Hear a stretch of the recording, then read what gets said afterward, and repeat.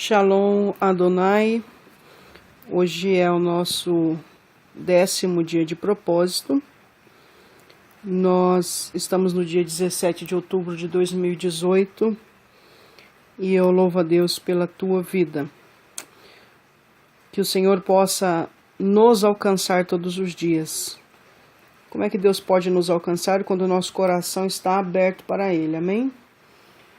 Eu quero, antes de fazer o estudo, dizer que nós temos um canal no YouTube.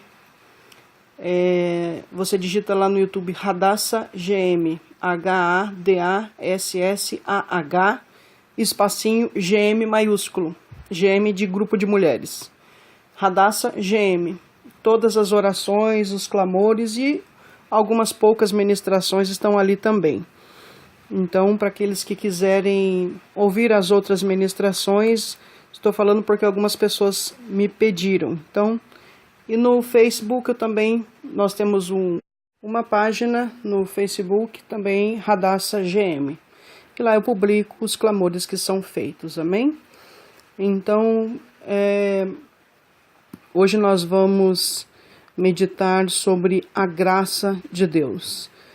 Isso porque nesta manhã o Espírito Santo ministrou, fale sobre a graça.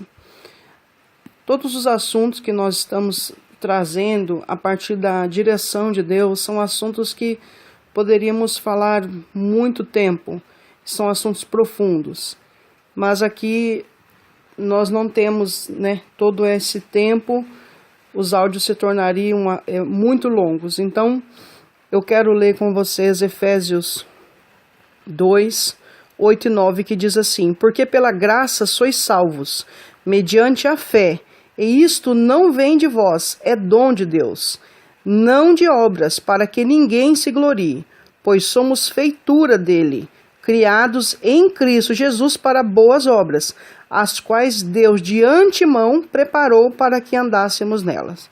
Então a graça, muitos teólogos definem a graça como um favor imerecido de Deus, algo que nós não merecemos, um presente de Deus sobre a nossa vida, para a salvação, para a redenção. Essa salvação está também diretamente ligada à nossa eternidade, para a salvação eterna, essa salvação da alma. Amém? Então, a graça é um dos grandes atributos de Deus. Deus tem vários atributos, como amor incondicional, misericórdia e graça. A graça seria algo que nós não merecemos, mas Ele derramou sobre nós. E aqui em Efésios ele diz justamente isso, porque pela graça sois salvos, mediante o quê? A fé. A fé em quem? Em Cristo.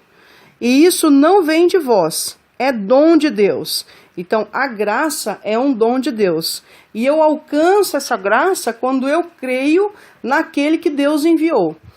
Eu recebo a salvação. Então nós cristãos entendemos, cada religião, cada ideologia tem um raciocínio, tem uma mentalidade sobre eternidade. Nós cristãos cremos que quando nós nos rendemos a Cristo, quando aceitamos Ele como Filho de Deus, que morreu por nós, levou os nossos pecados, nós entendemos que nós temos a possibilidade de ter uma vida eterna com Ele. Mas é só o fato de eu crer? Não. Obviamente que eu vou tentar me santificar todos os dias.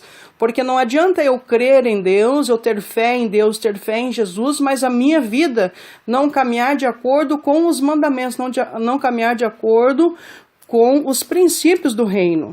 Não adianta nada. Por isso, todos os dias nós buscamos em Deus sermos aperfeiçoados, sermos fortalecidos, sermos hoje melhor do que ontem, fortalecendo o nosso espírito através de jejum, de oração, através de uma vida em santidade, através de boas escolhas, cuidando também do nosso corpo físico, para que nós possamos ter uma vida plena na terra, mas também termos uma vida santificada, a fim de que, tendo partido desse mundo, nós possamos tomar posse daquilo que Deus já derramou sobre toda a humanidade, sobre toda a salvação, a humanidade, que é a salvação. Então eu tomo posse disso. A salvação já foi derramada sobre toda a humanidade através da crucifixão de Jesus, através do sacrifício dele por nós. Mas eu vou tomar posse disso na minha eternidade, né? E a minha eternidade vai definir, a minha vida que define a minha eternidade. Por isso nós nos abstemos de tantas coisas, de circunstâncias, nós procuramos nos santificar todos os dias. Então a graça é justamente isso, o atributo de Deus derramado sobre nós. Ele nos salvou pela graça dele. Para você pensar e refletir sobre isso, vamos nos lembrar que a Torá, ela, através da palavra de Deus, da Escritura, da Torá, Deus designou mandamentos para que os homens se cumprissem. Então, se a pessoa não cumprisse aquilo que está ali, ela cometeria um pecado. Então, o pecado é o não cumprimento da lei de Deus, o não cumprimento dos mandamentos. Isso é o pecado. Então, só que, antes de Cristo, todas as pessoas que serviam a esse Deus, elas tinham que andar segundo a lei. Hoje nós temos que andar segundo os mandamentos de Deus. Só que quando ela não cumpria o mandamento, ainda que ela se arrependesse, ela seria punida. Então, vamos pensar em alguém que cometesse adultério. A pessoa cometia adultério, era pego em adultério, com testemunhas que comprovassem isso, não era só uma questão de alguém dizer, não, tinha que ter testemunhas e todo requisitos ali para testificar o pecado, e a pessoa era condenada ao apedrejamento, por exemplo, por adultério. Agora você fica imaginando, a pessoa é pega em adultério, na hora que ela está sendo apedrejada, pode acontecer dela se arrepender daquilo que ela fez? Sim, pode acontecer. Pode acontecer também dela não se arrepender, porque nós estamos falando de um sentimento pessoal. Mas naquele momento, se ela se arrependesse, nem se ela se arrependesse, ela não deixaria de receber aquela punição.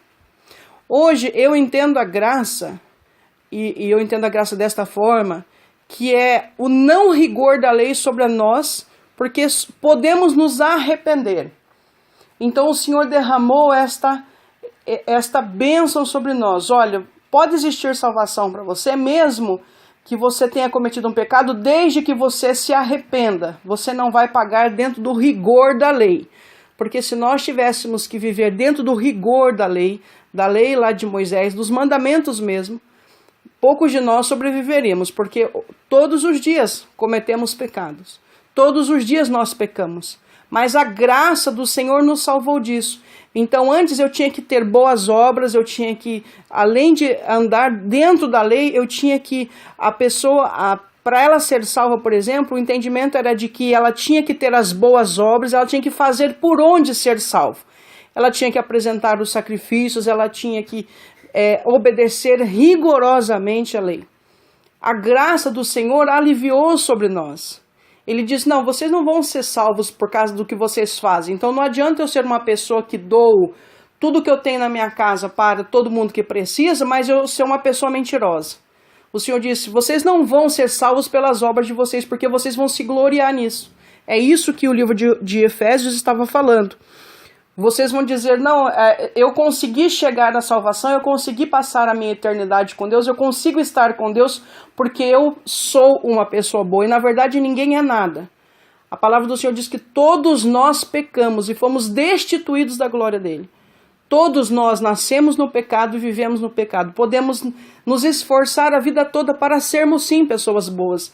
E o Senhor diz, sede santo porque eu sou santo. Ele está dizendo, busque viver uma vida reta, busque viver uma vida em santidade.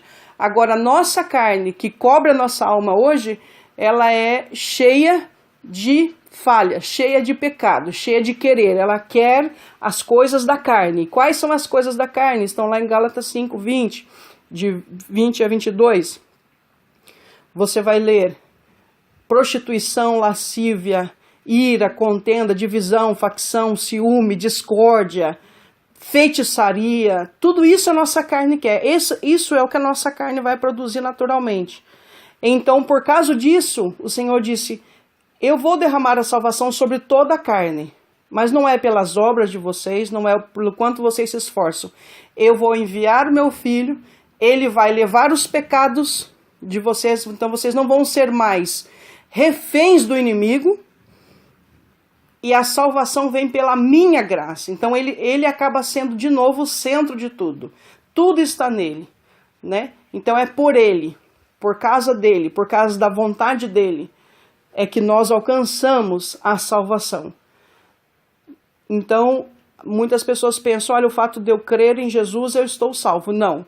O fato de você crer em Jesus te faz filho de Deus, te faz co-herdeiro dele. Agora, a salvação para a eternidade na sua caminhada aqui, você vai tomar posse, porque a salvação já foi dada através de Cristo, mas você vai tomar posse disso mediante uma vida reta, cumprindo sim os preceitos. E é isso que nós lemos lá em Romanos 3:21. Mas agora, sem lei, se manifestou a justiça de Deus, que é através de Cristo, testemunhada pela lei e pelos profetas.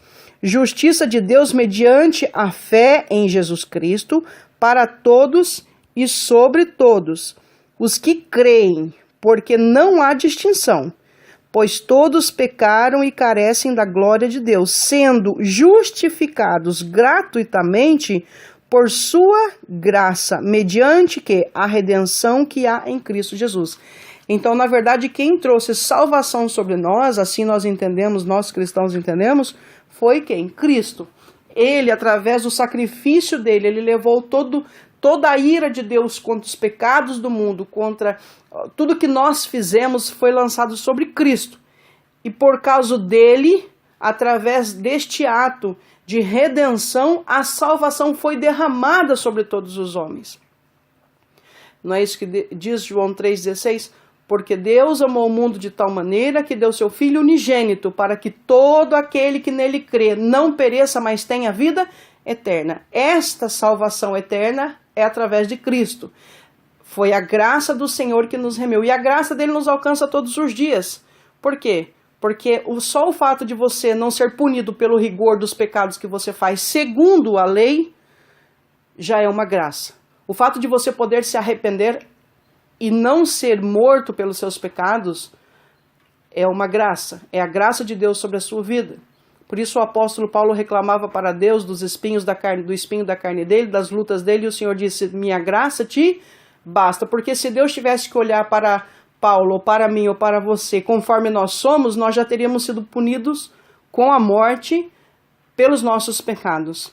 E é por isso que Jesus disse que um trabalhador que trabalha de manhã, à tarde ou à noite, ele vai receber o mesmo tanto. E as pessoas dizem, olha, mas isso é injusto.